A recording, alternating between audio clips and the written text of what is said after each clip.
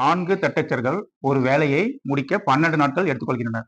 மேலும் 2 தட்டச்சர்கள் கூடுதலாக சேர்ந்தால் அதே வேலையை எத்தனை நாட்கள் செய்து முடிப்பார் அப்படின்னு கேட்கறாங்க. கண்டுபிடிக்கலாம். முதல்ல தட்டச்சர்கள் எழுதிக்கலாம். இங்க வந்து நாட்கள். தட்டச்சர்கள் 4 தட்டச்சர்கள் 4 எழுதிங்க. அந்த வேலையை எத்தனை நாள்ல முடிக்கிறாங்க? 12 நாட்கள்ல முடிக்கிறாங்க.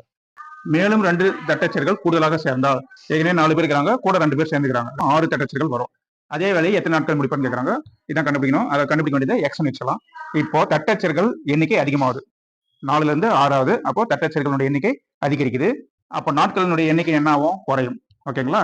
தட்டச்சர்களுடைய எண்ணிக்கை அதிகமாச்சுன்னா 12 நாட்கள்ல செய்ய வேண்டிய வேலையை கொஞ்சம் சீக்கிரமே 6 பேர் சொன்னாங்கன்னா கொஞ்சம் சீக்கிரமே செஞ்சு முடிச்சிருவாங்க. சரிங்களா? அப்ப இது ரெண்டு என்னவா இருக்குது? எதிர் விகிதமாக இருக்குது. இப்போ therefore x = எதிர் விகிதம்னா நம்ம என்ன பண்ணணும்? அப்படியே எழுதணும்.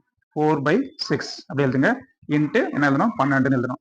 1 6 6, 2 6 12. 4 2 பேருக்கு என்ன வரும்? ஆன்சர் 8ன்னு வரும். சரிங்களா? இப்போ 6 பேர் சொன்னாங்கன்னா 8 நாட்கள்ல இந்த வேலையை செஞ்சு முடிப்பாங்க. அப்ப ஆன்சர் வந்து 8.